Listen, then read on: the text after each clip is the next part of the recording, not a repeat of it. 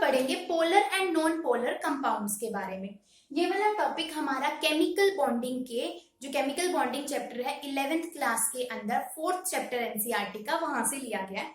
तो इसके अंदर क्या दे रखा है, polar and non polar covalent compound. अब जो कोवेलेंट कंपाउंड होते हैं वो भी पोलर और नॉन पोलर होते हैं। जैसे अगर हम कोई एग्जांपल ले, जैसे हाइड्रोजन गैस होगी, क्लोरीन गैस होगी और आयोडीन गैस होगी, तो ये हमारे पास में नॉन पोलर होते हैं। क्यों? क्योंकि अगर मान लिया मैं हाइड्रोजन का H2 गैस का स्ट्रक्चर बनाऊं, तो यानी यहाँ पे दो हाइड्रोजन एटम होते हैं और दोनों के दोनों हाइड्रोजन एटम ही क्या है, एक जैसे हैं। और एक जैसे हैं इसलिए इनकी इलेक्ट्रोनेगेटिविटी भी एक जैसी होगी। इलेक्ट्रोनेगेटिविटी का मतलब है इलेक्ट्रॉन को गेन करने की पावर। तो यानी दोनों की इलेक्ट्रोनेगेटिविटी क्या है, हमारे पास में सेम है। तो जो भी इलेक्ट्रॉन को शेयर करेंगे, मान लिया एक इसके पास था एक इसके पास था, तो ये इसका इलेक्ट्रॉन शेयर करेगा और ये इसका शेयर करेगा। तो ये जो दो इलेक्ट्रॉन है ये बिल्कुल बीच में ही प्रेजेंट होंगे इनके। ठीक है, क्यों? क्योंकि यहाँ पे इलेक्ट्रोनेगेटिविटी डिफरेंस नहीं है। तो ऐसे कंपाउंड्स को हम बोलते हैं नॉन पोलर कोवेलेंट कंपाउंड। ठीक है, उसके बाद में है पोलर कोवेलेंट कंपाउंड। अगर मैं यहीं पर ही कुछ एग्जांपल इस तरीके का लिख दूं कि मान लिया मैंने एग्जांपल लिया HCl। HCl की अगर हम बात करें तो HCl के अंदर क्या होता है, हमें पता है हाइड्रोजन से ज्यादा इलेक्ट्रोनेगेटिव होता है क्लोरीन। तो ये जो बीच में इलेक्ट्रॉन थे ना, एक हाइड्रोजन का और एक क्लोरीन का, हाइड्रोजन इसका शेयर कर रहा था और क्लोरीन इसका शेयर कर रहा था। तो ये इलेक्ट्रॉन क्या हो जाते हैं, इनमें से जो भी ज्यादा इलेक्ट्रोनेगेटिव एलिमेंट होगा उसकी साइड क्या हो जाते हैं, ये शिफ्ट हो जाते हैं हमारे पास में। और इसी वजह से क्या आती है इनके बीच में पोलैरिटी, क्योंकि यहाँ पर हाइड्रोजन और क्लोरीन के अंदर क्या हो जाएगा, क्लोरीन बिहेव करेगा डेल्टा नेगेटिव की तरह और हाइड्रोजन बिहेव करेगा डेल्टा पॉजिटिव की तरह। यानी कि यहाँ पर अगर डिफरेंट इलेक्ट्रोनेगेटिविटी के एलिमेंट्स होंगे तो उनके बीच में पोलैरिटी आ जाएगी और वो क्या कहलाएंगे, पोलर कोवेलेंट कंपाउंड्स कहलाएंगे। ठीक है, उसके बाद में इन्होंने दे रखा है, यानी पोलर कोवेलेंट कंपाउंड कौन से होते हैं, द बॉन्ड या फिर पोलर कोवेलेंट बॉन्ड कौन सा बॉन्ड कहलाएगा, the bond between two different atoms having different electronegativity. जैसे हाइड्रोजन क्लोराइड हो गया, हाइड्रोजन फ्लोराइड हो गया और अमोनिया हो गया। ठीक है, अब जो पोलर कंपाउंड हमने देखे, यानी जो पोलर कोवेलेंट बॉन्ड पढ़ा, इसके अंदर क्या है, हल्का सा आयनिक कैरेक्टर आया, क्योंकि हमने पढ़ा यहाँ पर डेल्टा पॉजिटिव और डेल्टा नेगेटिव चार्ज आया।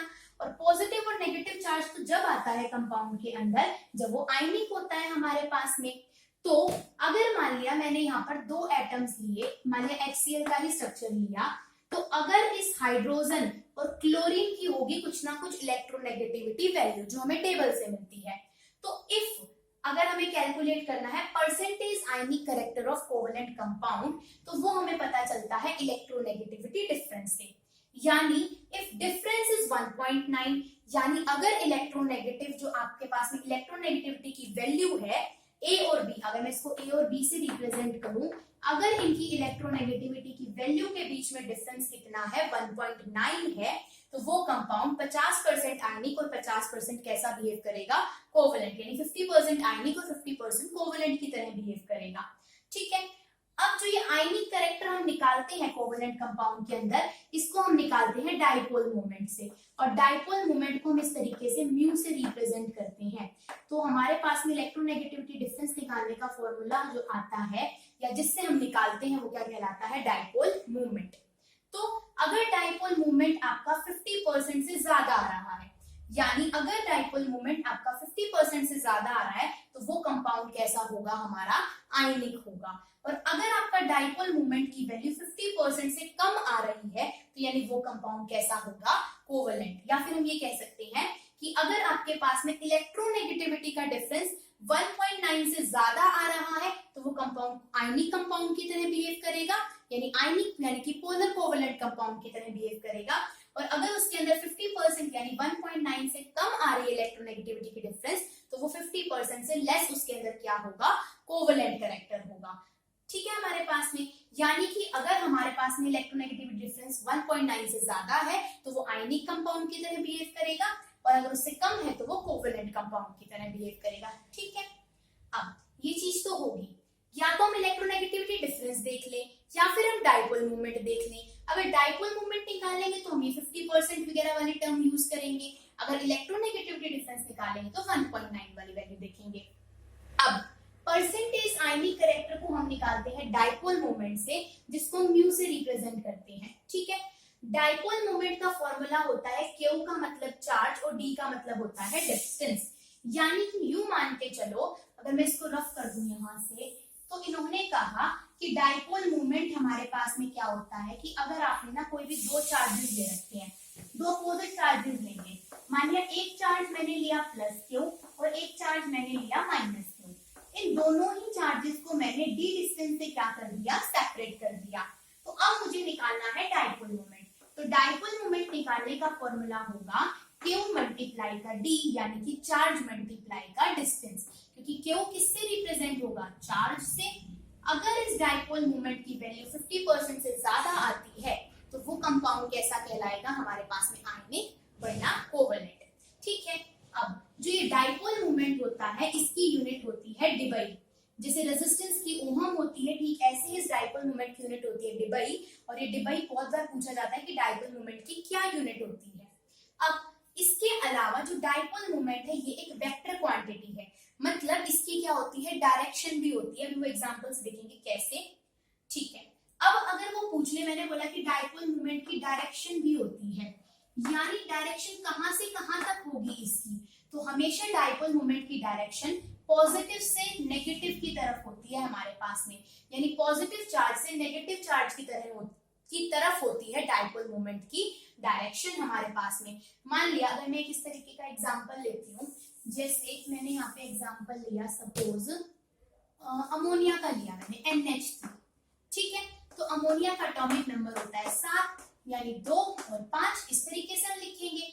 अब नाइट्रोजन को क्या करना है, 3 तो हाइड्रोजन के साथ बॉन्ड बनाना है, तो ये क्या करता है, 2 इलेक्ट्रॉन इसके ऊपर हम लिखते हैं और 3 इलेक्ट्रॉन हम इस तरीके से रिप्रेजेंट करते हैं। अब एक बॉन्ड यहाँ पे हाइड्रोजन के साथ इधर बना लेगा, एक इधर और एक इधर, लोन पेयर को हम इस तरीके से रिप्रेजेंट कर देते हैं।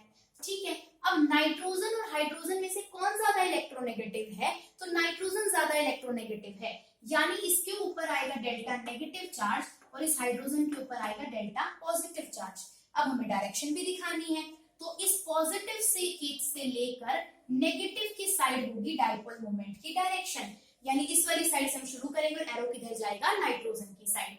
तीनों में ही क्या है, आपके पास में नाइट्रोजन ज्यादा इलेक्ट्रोनेगेटिव है, तो डाइपोल मोमेंट की डायरेक्शन कहाँ होगी, नेट ऊपर की साइड आ रही है, तो इन तीनों का नेट डाइपोल मोमेंट की डायरेक्शन कहाँ आएगी, ऊपर की साइड आएगी। यानी कि यहाँ पर अब देखो, इसकी अगर मैं डाइपोल मोमेंट की एग्जैक्ट वैल्यू बताऊं तो ये वैल्यू होती है 4.90 इंटू 10 की पावर माइनस का 30 सेंटीमीटर क्यूब होता है।